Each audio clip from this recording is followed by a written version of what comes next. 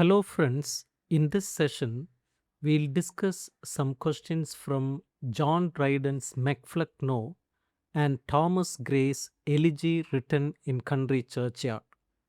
Question 1. John Dryden's Flecknoe is primarily categorized as which type of satire? Option A, Horatian satire. Option B, Juvenalian satire. Option C, mock epic. Option D, Manichaean satire. The answer is mock epic. Question 2. Who is the true blue Protestant poet satirized as T.S. in the poem Flecknoe? Option A, Thomas Sheridan. Option B, Thomas Shadwell. Option C, Tobias Smollett. Option D, Thomas Sackville. The correct answer is option B, Thomas Shadwell. Question 3. What is the central qualification of Shadwell to inherit Flecknoe's throne? Option A, his mastery of the English language. Option B, his deep understanding of Ben Jonson's works. Option C, his absolute and perfect image of dullness. Option D, his great wealth. Correct answer is his absolute and perfect image of dullness. Question 4.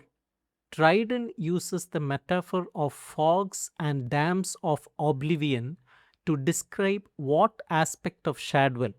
Option A, his poor health. Option B, his physical size. Option C, his lack of intellectual clarity and boring writing. Option D, his mysterious past. Correct answer is his lack of intellectual clarity and boring writing. Question 5. Which classical figure does Dryden compare Shadwell to during the coronation scene to heighten the mock heroic tone? Option A, Julius Caesar. Option B, Ascanius. Option C, Achilles. And option D, Alexander the Great. The correct answer is option B, Ascanius. Question 6. In the lines, but Shadwell's genuine night admits no ray, his rising fogs prevail upon the day, Dryden employs which literary device? Option A, personification. Option B, metaphor. Option C, hyperbole. Option D, onomatopoeia. The correct answer is option B, metaphor. Question 7. Where is the throne of dullness located according to the poem Flecknoe? Option A, Westminster Abbey. Option B, the Barbican, a nursery in Augusta. Option C, St. Paul's Cathedral. Option D, the Royal Palace. Correct answer is option B, the Barbican, a nursery in Augusta. Question 8. What does Flecknoe place in Shadwell's sinister left hand during the coronation? Option A golden orb. Option B, a mighty mug of potent ale. Option C, a laurel wreath. Option D, a book of Jonson's plays. Correct answer is option B, a mighty mug of potent ale. Question 9. The omen of 12 reverend owls flying on Shadwell's left hand is a parody of which Roman myth? Option A, the flight of the phoenix. Option B, Romulus taking a presage from 12 vultures. Option C, the geese of the Capitol. Option D, the birth of Venus. Correct answer is Romulus taking a presage from 12 vultures, option B. Question 10. How does the poem Flecknoe conclude? Option A, with a grand feast. Option B, with Shadwell being sent to Ireland. Option C, with Flecknoe disappearing from a trapdoor. And option D, with the burning of Shadwell's books. The correct answer is option C, with Flecknoe disappearing down a trapdoor. Question 11.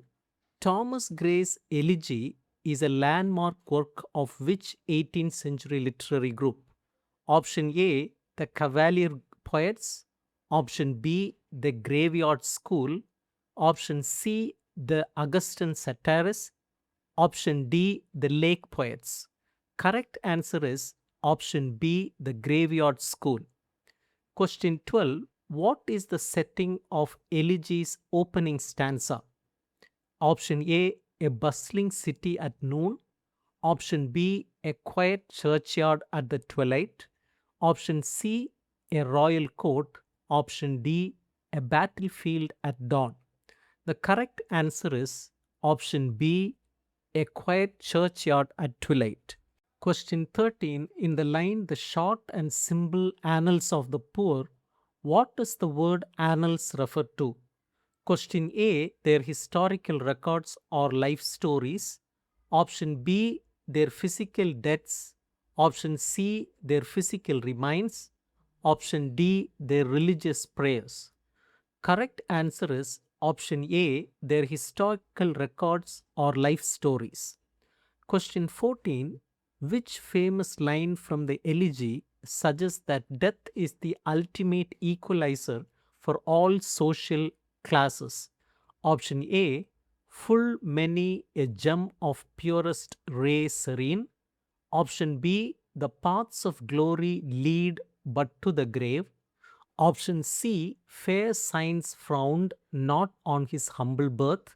Option D, far from the madding crowd's ignoble strife. Correct answer is option B, the paths of glory lead but to the grave. Question 15. To whom does Gray compare the rude forefathers of the hamlet to suggest their lost potential? Option A, Caesar and Alexander. Option B, King Arthur and Lancelot. Option C, Homer and Virgil. Option D, Hampden, Milton and Cromwell. Correct answer is option D, Hampden, Milton and Cromwell. Question 16. What does the metaphor of the gem and the flower in stanza 14 illustrate? Option A, the beauty of the cemetery. Option B, the waste of human potential due to lack of opportunity. Option C, the fragility of life.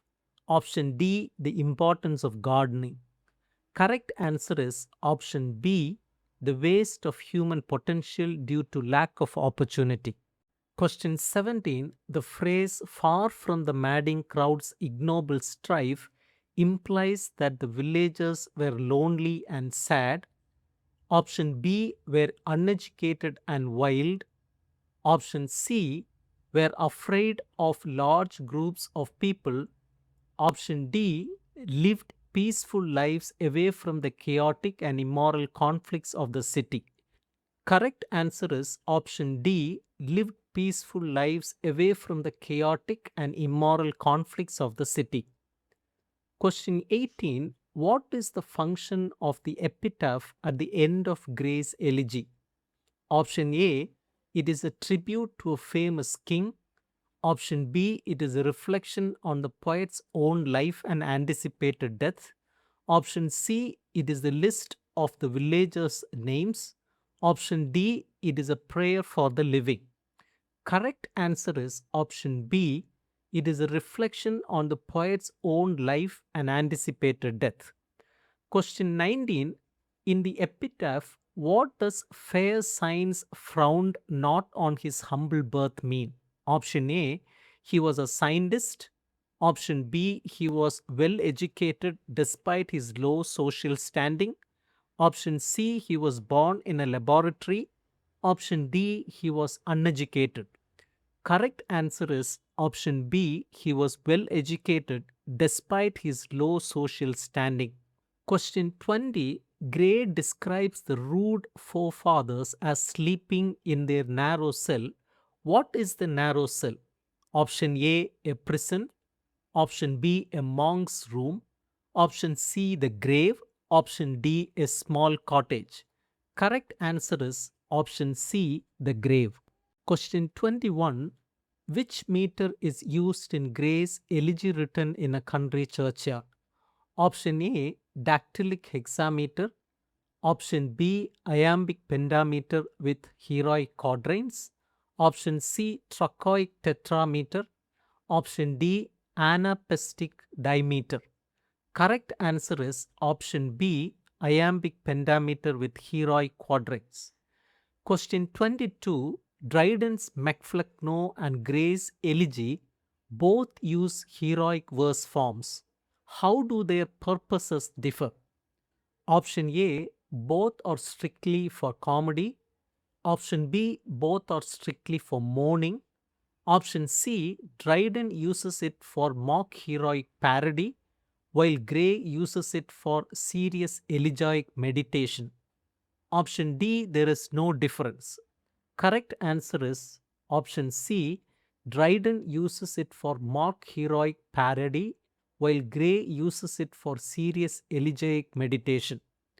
Question 23. Which 18th century literary value is most challenged by Gray's Elegy? Option A, the focus on reason and logic. Option B, the belief that only the lives of the great are worthy of poetry. Option C, the use of rhyme. Option D, the interest in classical mythology. Correct answer is option B, the belief that only the lives of the great are worthy of poetry. Question 24. In Flecknoe, when Flecknoe says Shadwell is mature in dullness from his tender years, he is using irony. Option B, paradox. Option C, oxymoron. Option D, euphemism. Correct option is option A, irony. Question 25. The curfew in the first line of Gray's Elegy is a signal for option A, the start of a party. Option B, the end of the workday and the coming of darkness. Option C, a call to war. Option D, the opening of the church doors. Correct answer is option B, the end of the workday and the coming of darkness.